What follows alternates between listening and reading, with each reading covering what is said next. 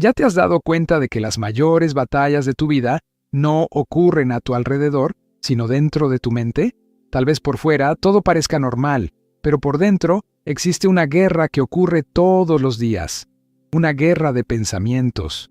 Pensamientos de miedo, pensamientos de fracaso, pensamientos de culpa, pensamientos de ansiedad, pensamientos de inseguridad. Todo esto comienza de una manera muy simple, con un pensamiento. Un pensamiento que surge, se repite, gana fuerza, crea raíces y comienza a controlar emociones, decisiones y comportamientos. Muchas personas creen que sus problemas están solo en las circunstancias, en las personas o en las situaciones de la vida. Pero la Biblia revela algo mucho más profundo. El verdadero campo de batalla es la mente. Y la palabra de Dios también nos enseña que no todo pensamiento viene de Dios y no todo pensamiento merece ser aceptado. Existen pensamientos que parecen lógicos. Existen pensamientos que parecen razonables. Existen pensamientos que parecen verdaderos, pero no están alineados con lo que Dios dice sobre ti, sobre tu vida y sobre tu futuro. Hoy quiero mostrarte cómo aplicar una estrategia espiritual enseñada por el apóstol Pablo para vencer la guerra de la mente. Una estrategia que no es motivacional, no es solo psicológica, sino que es bíblica, espiritual y práctica. Vas a aprender qué significa llevar cautivo todo pensamiento, qué son las fortalezas mentales y cómo renovar tu mente según Cristo. Pero antes de continuar, quiero hacerte una invitación.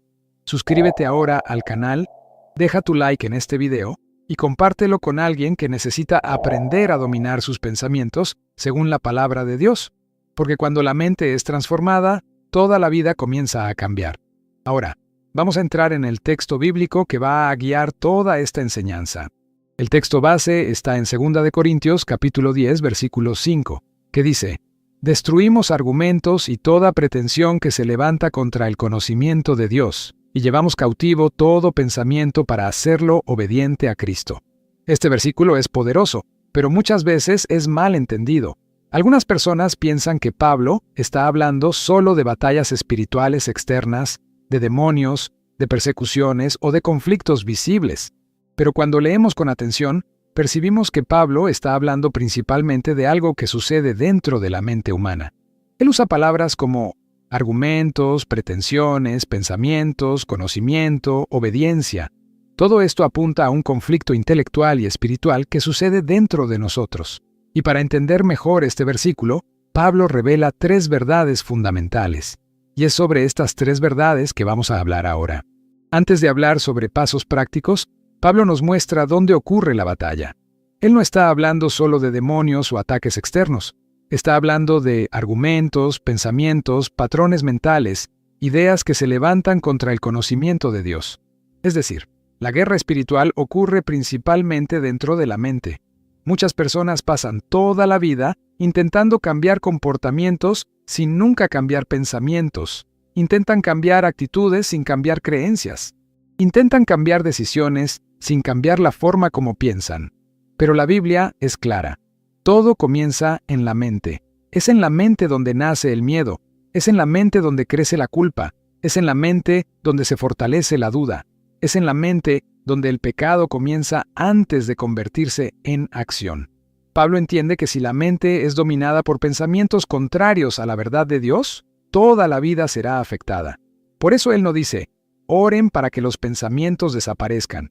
Él dice, lleven cautivo todo pensamiento. Esto significa que el cristiano no es llamado a ser pasivo frente a la mente, sino activo. No es llamado a aceptar cualquier pensamiento que aparece, sino a examinarlo, confrontarlo y someterlo a Cristo. Y es justamente aquí donde entramos en la segunda verdad. Las fortalezas mentales. Cuando Pablo habla de destruir argumentos y pretensiones, está hablando de algo que hoy podríamos llamar fortalezas mentales. Una fortaleza es un pensamiento repetido tantas veces que se vuelve automático y parece verdad. Son frases internas que se convierten en parte de la identidad de la persona. Por ejemplo, nunca voy a cambiar o Dios no me escucha. Siempre arruino todo. Así soy yo. Algunos dicen, no vale la pena intentarlo, nada me sale bien. Estos pensamientos parecen lógicos, parecen normales, parecen realistas, pero resisten la verdad de Dios. Se levantan contra el conocimiento de Dios. Contradicen lo que la palabra dice sobre quién eres sobre lo que Dios hace y sobre el futuro que Él prepara. Por eso Pablo llama a estos pensamientos argumentos, porque discuten con la verdad. Intentan probar que la mentira es más fuerte que la promesa. Y el problema de estas fortalezas es que no se sienten espirituales, se sienten racionales, se sienten naturales, se sienten obvias. La persona dice, no es falta de fe, es solo la realidad. Pero muchas veces esa realidad es solo un pensamiento repetido durante años sin nunca ser confrontado por la palabra. Estas fortalezas se convierten en filtros. Todo pasa por ellas. La persona lee la Biblia, pero la interpreta por la fortaleza. Ora, pero ora por la fortaleza. Escucha una predicación, pero escucha por la fortaleza. Y por eso Pablo no dice que ignoremos esos pensamientos, sino que los destruyamos. Y aquí entramos en la tercera verdad. Las armas de Dios no silencian la mente, renuevan la mente. El mundo intenta vencer los pensamientos con distracción, culpa, negación, fuerza de voluntad. El mundo dice, no pienses en eso. Sé fuerte. Distráete. Deja de pensar cosas malas. Pero Pablo dice algo totalmente diferente. Las armas no son de este mundo. Dios no quiere que dejes de pensar. Dios quiere que pienses de forma renovada.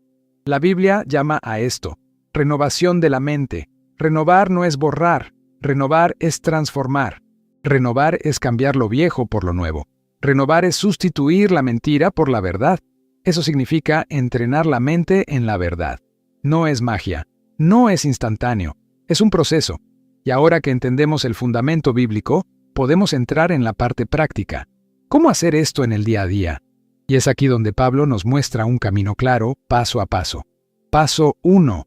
Identificar el pensamiento. Y ya te adelanto. Pensamientos que insisten en entrar en tu cabeza y te traen algún tipo de sensación mala, como si estuvieras siendo esclavizado por ellos, no vienen de Dios, ¿cierto? Estos pensamientos tienen un nombre, pensamientos intrusivos. Pero antes de cualquier cambio, es necesario entender qué es un pensamiento intrusivo. Pensamiento intrusivo es aquel pensamiento que entra en tu mente y no se va. Te despiertas pensando en él.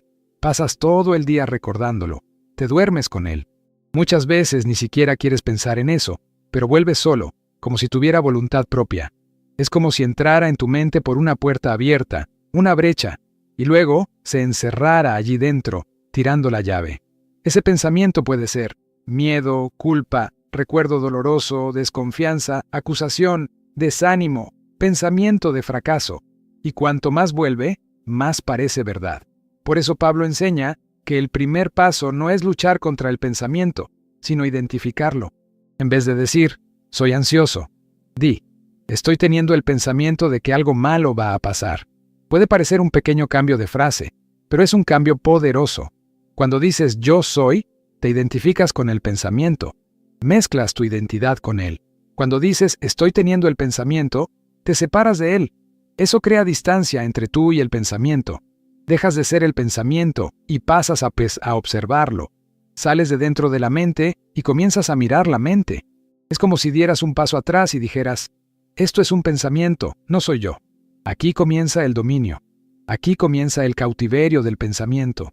Porque solo puedes llevar cautivo aquello que primero reconoces. Mientras el pensamiento es invisible, gobierna. Mientras es automático, manda. Pero cuando es nombrado, pierde poder. Cuando es llevado a la luz, deja de ser un enemigo oculto, y es justamente en este punto donde nace el segundo paso. Paso 2. Juzgar el pensamiento por la palabra, discernir la voz de Dios y la voz del enemigo. Ahora que identificaste el pensamiento intrusivo, haces la pregunta más importante de todas. ¿Este pensamiento está de acuerdo con lo que Dios dice? Y muchas veces la respuesta es no, porque cuando la batalla es en la mente, nuestra propia mente intenta engañarnos. Y el enemigo es astuto, hace todo para confundirnos. La Biblia nos enseña que existe una guerra espiritual real. No todo pensamiento nace solo de nuestra carne o de nuestra emoción. Muchos pensamientos también pueden ser semillas lanzadas por el enemigo para generar miedo, culpa, acusación, desánimo, duda, separación de Dios. El enemigo no necesita destruirte por fuera si logra confundirte por dentro. Trabaja con mentiras disfrazadas de lógica, con engaño disfrazado de razón. Por eso, no debemos preguntar, ¿parece verdad? ¿Siempre pensé así? ¿Todo el mundo piensa así? Estas preguntas vienen solo de la experiencia humana. La pregunta correcta es, ¿Dios está de acuerdo con esto sobre mí? Porque no todo lo que es familiar es verdadero. No todo lo que es antiguo es correcto. No todo lo que se repite viene de Dios. Hay pensamientos que parecen nuestros, pero no son de Dios. Hay pensamientos que parecen normales, pero son flechas del enemigo intentando alcanzar la fe. Si el pensamiento no está alineado con la palabra, es un argumento contra el conocimiento de Dios. Por ejemplo, pensamiento: Dios no me escucha. El enemigo usa ese pensamiento para generar distancia y frialdad espiritual. Pero la palabra dice: clama a mí y yo te responderé. Pensamiento: nunca voy a cambiar. El enemigo usa ese pensamiento para paralizar y quitar la esperanza. Pero la palabra dice: seréis transformados por la renovación de vuestra mente. Pensamiento: soy un fracaso. El enemigo usa ese pensamiento para destruir la identidad. Pero la palabra dice: en Cristo somos más que vencedores. Aquí ocurre algo muy importante. La Biblia se convierte en el filtro, no la emoción, no la experiencia pasada, no la lógica humana. La palabra pasa a ser la autoridad final. Este es el momento en que el pensamiento es juzgado por la verdad y no por la sensación. Es aquí donde la fortaleza comienza a quebrarse, porque toda fortaleza mental está construida sobre una mentira aceptada como verdad. Cuando entra la verdad, la mentira pierde sustento. Cuando entra la palabra, el engaño pierde fuerza. Cuando llega la luz, las tinieblas no permanecen. Y eso nos lleva naturalmente al tercer paso. Paso 3. Sustituir la mentira por la verdad. No puedes dejar la mente vacía. Si solo intentas sacar un pensamiento, otro entra. Si solo intentas parar, vuelve más fuerte. La mente no funciona con vacío, siempre necesita contenido. Además, la Biblia nos enseña que el padre de la mentira es el diablo. Y si él es el padre de la mentira, eso significa que muchas de estas ideas falsas que surgen en la mente no vienen de Dios, sino del enemigo, que intenta confundir, acusar y alejarte de la verdad. Por eso es necesario sustituir la mentira por la verdad de Dios. No basta rechazar el pensamiento. Es necesario poner en su lugar lo que viene del cielo. Por eso Pablo no dice solo: rechaza el pensamiento. Él dice: hazlo obediente a Cristo. Eso significa sustituir, no solo remover. Ejemplo: pensamiento: nunca voy a cambiar. Verdad: estoy siendo transformado por la renovación de mi mente. Pensamiento: Dios me abandonó.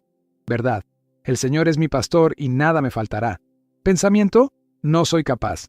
Verdad: todo lo puedo en aquel que me fortalece. Cada vez que cambias la mentira por la verdad, el pensamiento antiguo pierde fuerza, un nuevo camino se forma en la mente. Estás entrenando tu mente en la palabra. No te estás engañando, te estás alineando con la verdad. Esto es un ejercicio espiritual. Es como reeducar la mente.